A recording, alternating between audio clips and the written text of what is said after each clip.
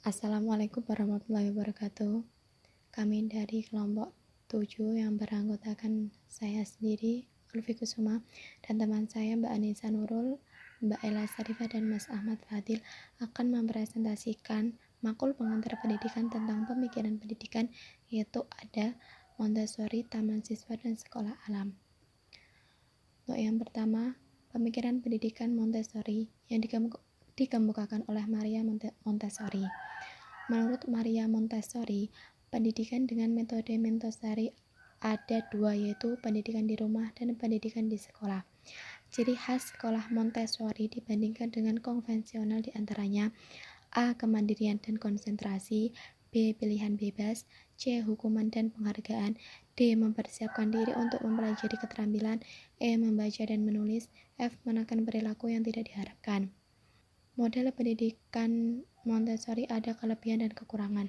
Kelebihan dari pendekatan Montessori yaitu: yang pertama, ada konsep Montessori dapat diberikan kepada anak dari berbagai latar belakang dan kondisi yang beragam. Yang kedua, berhasil menghasilkan konsep dan material atau alat pendidikan yang sistematis dan operasional sesuai dengan tahapan perkembangan dan kemampuan anak. Yang ketiga, memiliki laboratorium sekolah dan sistem penyelenggaraan yang terkontrol terhadap seluruh sistem pendidikan Montessori. Dan yang keempat, mengeluarkan panduan-panduan dengan sistem pembelajaran di sekolah Montessori. Adapun kekurangan dari pendekatan Montessori yaitu: yang pertama, terlalu bersifat perorangan sehingga memerlukan rasio perbandingan antara guru dan murid yang kecil. Yang kedua, memerlukan media pembelajaran yang sangat beragam serta harga material yang sangat mahal, sulit terjangkau oleh sekolah-sekolah umum. Dan yang ketiga, penyelenggaraan konsep pendidikan Montessori sangat mahal bagi guru-guru di sekolah umum. B. Pemikiran pendidikan tanam siswa Ki Hajar Dewantara. Ki Hajar Dewantara mendirikan perguruan tanam siswa pada tanggal 3 Juli 1922 di Jakarta. Ki Hajar Dewantara lahir pada 2 Mei tahun 1889 dengan nama kecil Suwarni Suryaningrat. Perguruan ini didirikan dalam bentuk yayasan. Latar belakang pendirinya adalah bahwa sekolah-sekolah yang didirikan oleh pemerintah Hindia Belanda sesungguhnya tidak diperuntukkan bagi kepentingan dan kemajuan rakyat Indonesia. Akan tetapi untuk kepentingan politik kolonial Belanda, meskipun Mr. C.Th. van der Veder mengatakan bahwa Belanda ingin menembus dosa kepada rakyat Indonesia. Asas tanam siswa. 1. Setiap orang berhak mengatur dirinya sendiri dengan meningkat tertibnya persatuan dalam kehidupan umum. 2. Pendidikan yang diberikan kepada anak hendaklah dapat menjadikan manusia yang merdeka batinnya, pikirannya, dan merdeka tenaganya dan bermanfaat untuk kepentingan bersama. 3. Pendidikan hendaklah didasarkan atas keadaan dan budaya Indonesia yang selaras dengan kodrat kita akan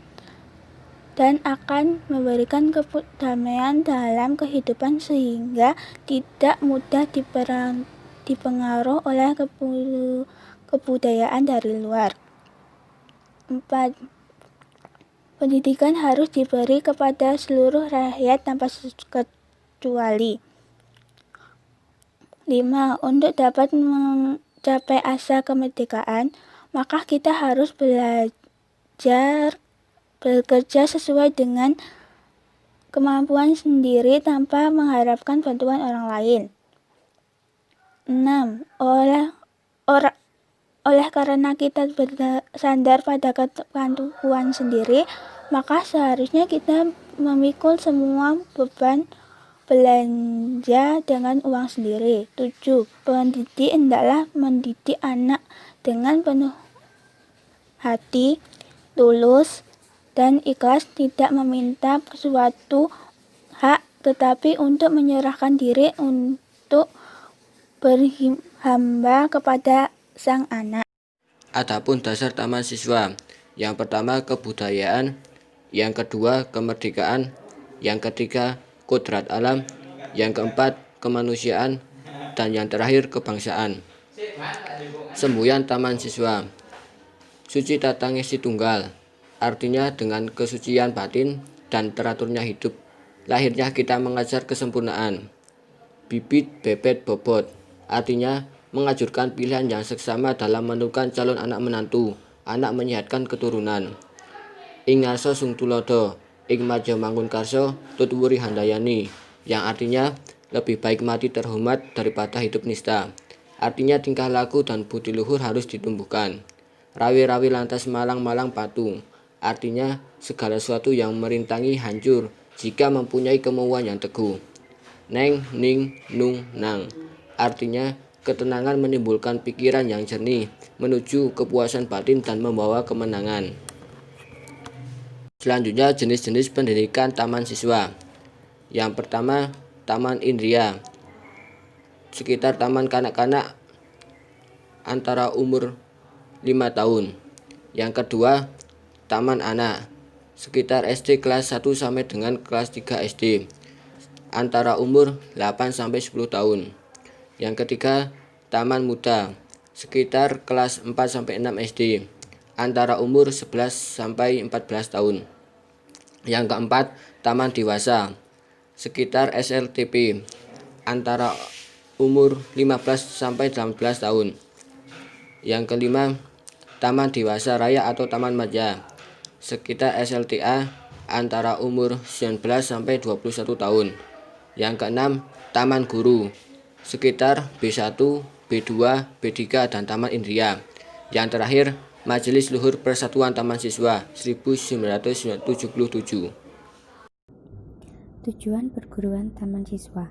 Tujuan pendidikan taman siswa adalah menciptakan manusia merdeka lahir batin, yakni manusia yang mampu untuk senantiasa membudayakan dirinya demi kebahagiaan dan kedamaian, kesejahteraan masyarakat secara adil, dan masyarakat harmonis. Dengan kata lain, manusia merdeka lahir dan batin adalah manusia yang mampu untuk senantiasa mewujudkan kemanusiaannya. Hasil yang dicapai taman siswa. Perguruan taman siswa sejak didirikan sampai sekarang telah mencapai beberapa hal, diantaranya gagasan atau pemikiran tentang pendidikan nasional atau kebangsaan, lembaga-lembaga pendidikan dari Taman Indria Sarjana Wiyata, sejumlah alumni perguruan yang telah menjadi tokoh nasional seperti Ki Hajar Dewantoro, Ki Mangun Sarkoro, dan Ki Suratman. C. Pemikiran pendidikan sekolah alam. Sekolah alam pada dasarnya adalah bentuk pendidikan alternatif yang menggunakan alam semesta sebagai tempat belajar, bahan mengajar, dan juga sebagai objek pembelajaran.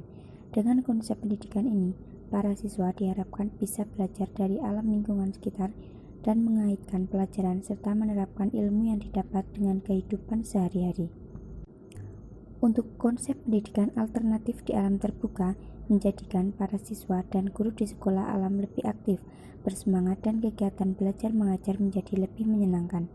Para siswa di sekolah alam diajarkan untuk dekat alam, bercocok tanam, membudidayakan, dan mendaur ulang hasil alam, mulai dari menanam tanaman sendiri, menuai hasilnya, memakan makanan organik dari kebun sendiri, dan diajarkan cara mengolah atau memproduksi makanan itu sendiri menjadi suatu bisnis.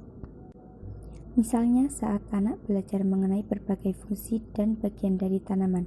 Di sekolah alam, anak-anak dapat melakukan percobaan, mengamati, mendiskusikan, menyimpulkan sendiri hasil penelitian yang mereka lakukan. Sekian presentasi dari kelompok 7 mengenai pemikiran pendidikan.